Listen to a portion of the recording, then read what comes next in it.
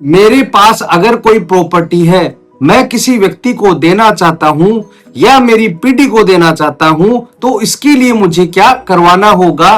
क्या मुझे उसे विल करना होगा या गिफ्ट करना होगा या रिलीज डीड बनवाना होगा? यही बात मेरे मन में रहती है। साथ ही हम यह भी सोचते हैं कि जब हम किसी व्यक्ति को प्रॉपर्टी देते हैं तो स्टैम्प ड्यूटी भी कम लगे और हमारी सेफ्टी भी बनी रहे। इस प्रकार से किसमें क्या फायदा है, क्या नुकसान है और क्या डॉक्यूमेंट पेश करने के बाद हम अपनी स्टैम्प ड्यूटी बचा सकते हैं, इन सारी ही बातों को जानने के लिए यह वीडियो मैंने आपके लिए बनाया है, जहां पर मैं आपको यह बताऊंगा कि विल डीड, गिफ्ट डीड और रिलीज डीड किस प्रकार से बनाया जाएगा। तो बने रहे वीडियो के अंत तक। मैं हेमंत सैनी एडवोकेट और आप देख रहे हैं हेमंत LLB लॉ। वीडियो अच्छा लगा तो प्लीज इसे लाइक करें। अगर आप चाहते हैं ऐसे इंटरेस्टिंग वीडियो मैं आपके लिए बनाता रहूं तो प्लीज चैनल को सब्सक्राइब जरूर से कर ले। सबसे पहले तो हम बात करते हैं विल के बारे में। विल का मतलब होता है वसीयत, यानी कि मृत्यु इच्छा पत्र। किसी व्यक्ति के मरने के बाद उसकी प्रॉपर्टी कैसे, किसको व किस प्रकार से जाएगी, और इसके बारे में वसीयत का डॉक्यूमेंट ही बताएगा। वसीयत के बारे में मैं आपको एक जरूरी बात बता देता हूं कि वसीयत को रजिस्ट्रेशन कराना जरूरी नहीं है। वसीयत को एक आप सादा कागज पर भी लिख सकते हैं, क्योंकि जब कानून बना था तो उसका मतलब भी मृत्यु इच्छा पत्र होता है। तो उसकी अगर अंतिम इच्छा है तो वह रजिस्ट्रार ऑफिस में नहीं जाएगा, बल्कि वह अपनी वसीयत एक सादा कागज पर भी लिख सकता है। इसलिए इसे कहीं पर भी रजिस्ट्रेशन कराने की जरूरत नहीं है। लेकिन यदि आपको यह लगता है कि आगे जाकर कोई भी किसी बात को लेकर डिस्प्यूट हो सकता है, तो आप इसे रजिस्टर्ड भी करवा सकते हैं। अब हमारे सामने सवाल यह होता है कि विल को हम कितनी बार लिख सकते हैं। आपकी जानकारी के लिए बता दूं कि विल को हम 1 बार, 2 बार या 100 बार भी लिख सकते हैं।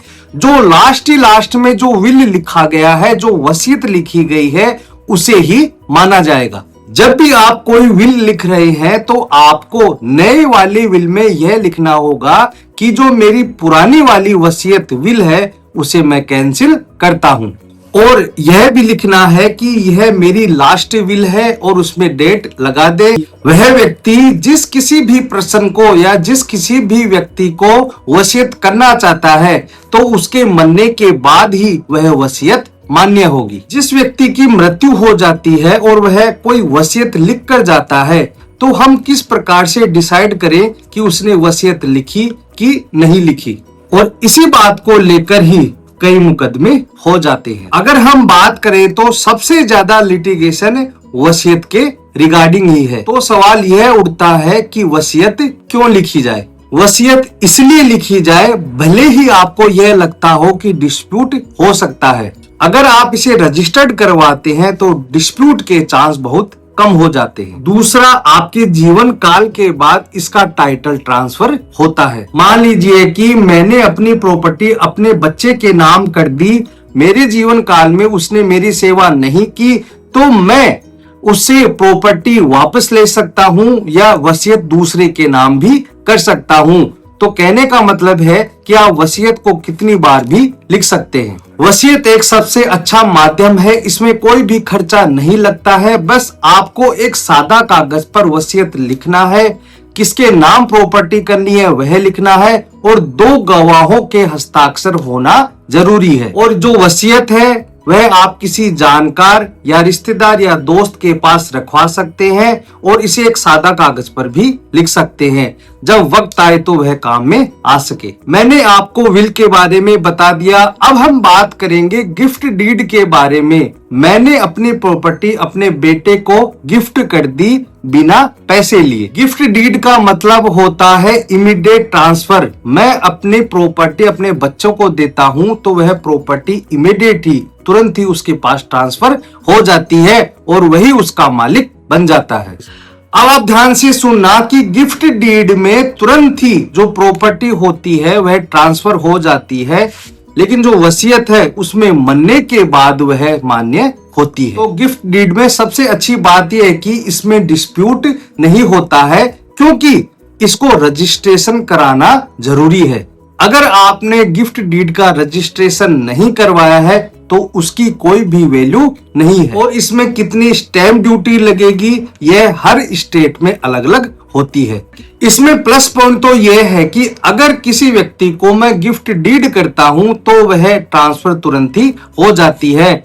और नेगेटिव बात यह है कि किसी व्यक्ति को गिफ्ट डीड करने के बाद मान लीजिए कि मैंने अपनी प्रॉपर्टी अपने बेटे के नाम की यानी कि गिफ्ट डीड मैंने उसको कर दी और रजिस्ट्रेशन करने के बाद मेरे बेटे ने मेरा ध्यान रखना बंद कर दिया तो वह मैं प्रॉपर्टी वापस नहीं ले सकता हूं।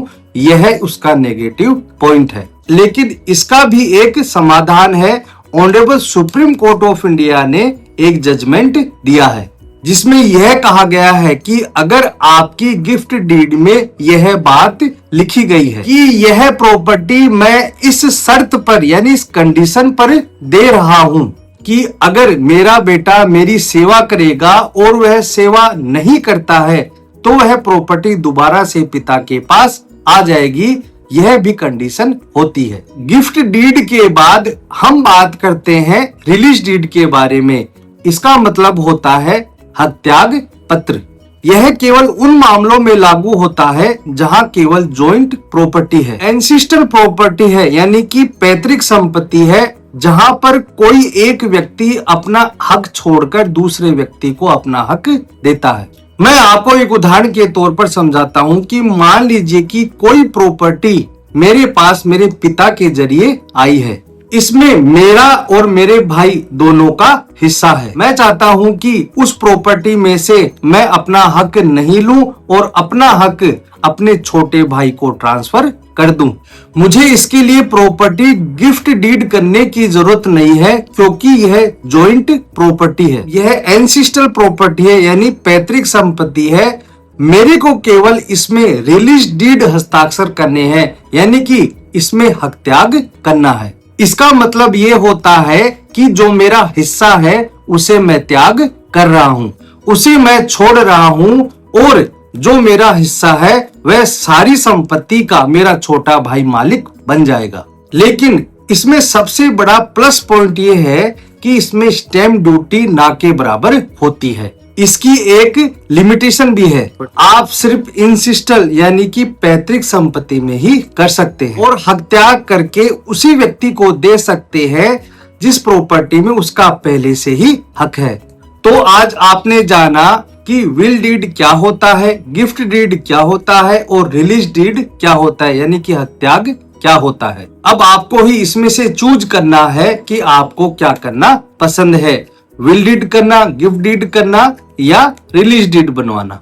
मेरी राय यह है कि जब भी आप कोई प्रॉपर्टी ट्रांसफर करते हैं या किसी को देते हैं तो सारी प्रॉपर्टी आप उस व्यक्ति को ना दें। तो दोस्तों आज के लिए इतना ही। वीडियो अच्छा लगा हो तो प्लीज इसे लाइक करें। अगर आप चाहते हैं कि ऐसे इंटरेस्टिंग वीडियो मैं आपके लिए बनाता रहूं तो प्लीज चैनल को सब्सक्राइब जरूर से करें ताकि ऐसे इंटरेस्टिंग और नॉलेजेबल वीडियो मैं आपके लिए बनाता रहूं।